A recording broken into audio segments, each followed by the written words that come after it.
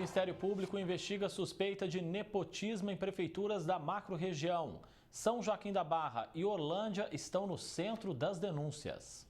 Em Orlândia, o Ministério Público recomendou a exoneração de vários servidores em cargos comissionados que teriam algum grau de parentesco com os gestores do município. Entre eles, a filha do vice-prefeito, que ocupava a vaga de diretora da Cultura desde janeiro de 2021. Ela já foi destituída do cargo no último dia 30 de janeiro. Também estão na mira da promotoria o nome do genro do vice, que está à frente da Secretaria da Fazenda, e a cunhada do prefeito, que conduz a pasta de Cultura. As suspeitas de nepotismo foram denunciadas pelo vereador Max Define. O Max só está fazendo o papel dele, de cumprir como vereador, de fiscalizar o Poder Executivo. E essas denúncias já vinham desde que se tomou posse em 2021 e nada foi feito. Numa sessão da Câmara, ano passado, foi negado a questão do nepotismo. Então, o Max foi para o Ministério Público e agora foi mandado cumprir essas exonerações. O prefeito agora precisa acatar a decisão e começar. Uma só exoneração foi feita. Então, a população está de olho também e a gente espera que nos próximos dias isso consiga dar andamento e continuar, porque são outros cargos, tem outros nomes além desses três. Em relação aos cargos das Secretarias da Fazenda e Cultura, o Ministério Público deu um prazo de 15 dias para que seja cumprida a recomendação. O jurídico do vereador, que cobra investigação sobre o suposto nepotismo na Prefeitura de Orlândia, destaca a importância do Legislativo num caso como este. Por quê? Tudo que acontece no Executivo, raramente algumas coisas não precisam do aval do Legislativo. Dentre elas é nomeação. Você não precisa do aval da Câmara para nomear ninguém. Mas isso não significa que o vereador não tem que fiscalizar quem está sendo nomeado. Por quê? Porque assim, esse é o grande detalhe. Quem está sendo ofendido não é o vereador Max, não é o vereador Y, não é o vereador X, é a população. É a população de Orlândia. É a população a qual, se você não for amigo íntimo ou for da família do prefeito, você não tem a oportunidade de mostrar um trabalho. Talvez você seja uma pessoa competente, mas você não tem a oportunidade por não ter esse ciclo de amizade. E isso que a gente luta pelo bem maior, pelo bem da coletividade. O presidente da Câmara é cobrado pelo projeto do nepotismo ter sido negado para votação. A proposta cumpria a lei nacional que impede a contratação de parentes próximos para cargos de confiança, assim como os que são ocupados hoje em Orlândia. Na Casa de Leis, também tem um caso em que a promotoria recomenda a exoneração, que é da diretora comissionada há 35 anos. Já passou outros presidentes, 35 anos aí de prestação de serviço na Câmara Municipal e não teve essa recomendação, a denúncia nessa maneira, E o MP tomou a decisão, para que ela fosse exonerada aí do cargo, que é um cargo compatível de concurso público. Então, eu estou vendo todos esses detalhes para que eu haja, assim, da melhor maneira possível e age corretamente, perante aos atos da Câmara Municipal. E também está sendo investigado o cargo da assessora da presidência, que é advogada. Segundo denúncia, a servidora estaria numa vaga incompatível com a função da profissão dela. Vamos apurar, ela já vai tomar os trâmites, fazer toda a sua defesa, nesse caso, nesse ato, e vamos aguardar aí, o que vai acontecer aí nos próximos dias aí, referente a esse fato aí que compete à assessora. Quanto à polêmica do nepotismo envolvendo o Executivo de Orlândia, a sociedade tem uma opinião. Teria que ter mais oportunidade para pessoas que não têm vínculo familiar, A gente fica amarrado nessa comunidade, vamos dizer.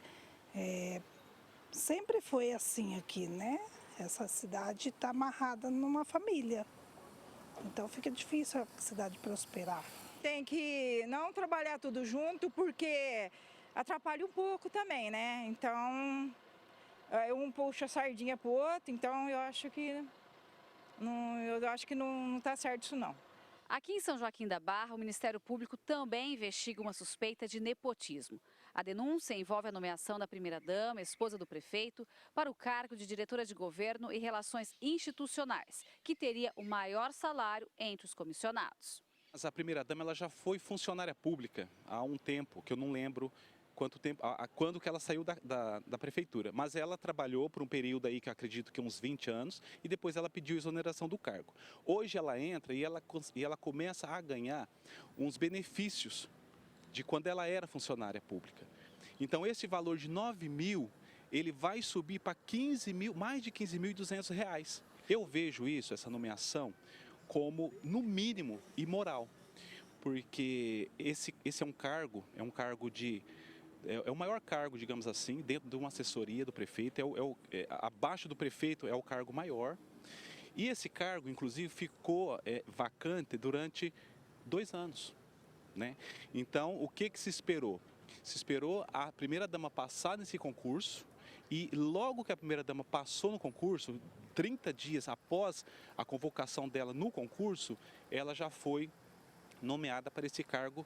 Mesmo com a possibilidade da Câmara também investigar, segundo o legislador, será bem difícil, porque a Casa de Leis é composta por 11 vereadores, 8 da situação e apenas 3 oposição.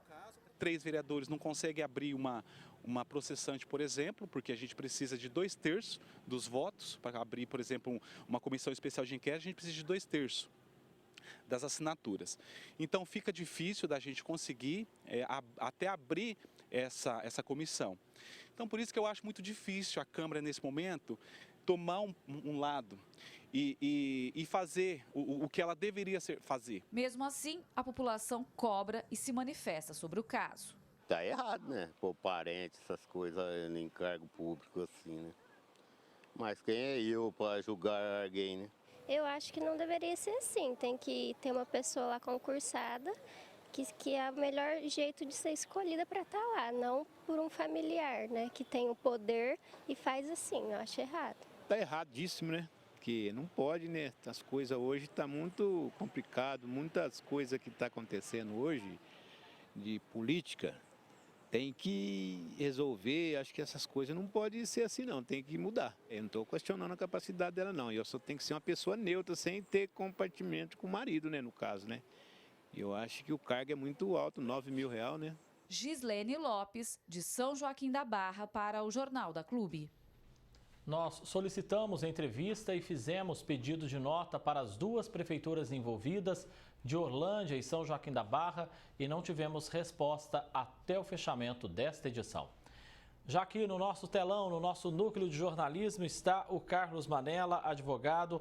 Doutor, diante de fatos de suspeita de nepotismo nessas 2 cidades da macro-região, os cargos estariam ilegais, segundo o Ministério Público. Por quê, doutor? Explica pra gente. Ótima tarde ao senhor. Ótima tarde a todos que nos acompanham. Primeiramente, precisamos esclarecer que a interpretação do Ministério Público é referente às nomeações para esses cargos e não para os cargos em específico. Entende o Ministério Público que essas nomeações feriram o regramento da súmula vinculante número 13 do Supremo Tribunal Federal, que é claro em dizer que cargos em comissão ou funções comissionadas não podem ser preenchidas por cônjuge, companheiros, parentes por qualquer tipo de colateralidade. Ou seja, neste caso está ferindo esse regramento, não fazendo parte das exceções para nomeações de agente político. Quer dizer que isso viola, doutor, o princípio da impessoalidade? Seria mais ou menos nesse sentido? Com certeza está ferindo o princípio da impessoalidade, porque nesses casos em específico, o prefeito está fazendo uso dessas nomeações. Por quê? A regra que proíbe essas nomeações traz exceções interpretativas para agente político e essas pessoas precisam ter idoneidade moral e também condições técnicas para preenchê-lo. E segundo a interpretação do Ministério Público, isso não ocorreu, ferindo sim o princípio da impessoalidade. Em Orlândia, um cargo já teve o nome exonerado da filha do vice-prefeito, mas ainda tem os das secretárias da Fazenda e Cultura, ocupados pelo genro da vice e também pela cunhada do prefeito, respectivamente. Tem diferença, doutor, de julgamento pelos dois últimos não serem parentes de sangue? Nenhuma diferença, porque a súmula do Supremo Tribunal Federal é claro em também reconhecer essa aplicação para parentesco por afinidade, que é o caso que o Código Civil reconhece para genros e cunhados. Ou seja, a mesma interpretação deve ser aplicada para esses parentes. A gente pode chamar toda essa história de uma história imoral? Sim, descumpre a imoralidade a partir do momento que o gestor público não observa o regramento legal, não observa a súmula vinculante do Supremo Tribunal Federal, que tem força de lei. E mais isso, ele não respeita a questão da exceção dessa imposição legal. Ele não observou as nomeações limitadas somente para cargos que são considerados agentes políticos e nem mesmo respeitou, segundo o Ministério Público, a questão de condições técnicas dessas pessoas que foram nomeadas e também nem as condições morais das mesmas. Ou seja, descumpriu sim o regramento legal, sendo imoral este ato praticado. Mesmo essas pessoas, doutor, sendo exoneradas agora, acaba o problema ou não? Os prefeitos podem enfrentar ainda problemas na justiça? O Ministério Público foi bem claro em deixar na recomendação que, se caso for atendido, não irá impetrar nenhum tipo de ação judicial. Mas não exime a possibilidade da Câmara Municipal instaurar um procedimento administrativo para melhor apurar os fatos e nem mesmo exime a possibilidade de propositura de ação popular para que tal fato seja discutido junto ao Poder Judiciário. Para a gente entender, lá em São Joaquim da Barra, o caso envolve a nomeação da primeira-dama. Por ela não ser parente de sangue mesmo, o que diz a lei, doutor, nesse caso? A súmula 13 também abrange cônjuges e companheiros, ou seja, aquelas pessoas que são casadas ou convivem em união estável. Então, neste caso, a primeira-dama também está abrangida pela súmula vinculante número 13, devendo sim o gestor municipal, quando for nomear essas pessoas, observar se o cargo é de agente político e se ela contém condições morais e técnicas para o exercício da função. Doutor Carlos Manella, advogado, agradeço muito a presença do senhor aqui no jornal e vamos seguir acompanhando esses casos de perto. Grande abraço. Obrigado.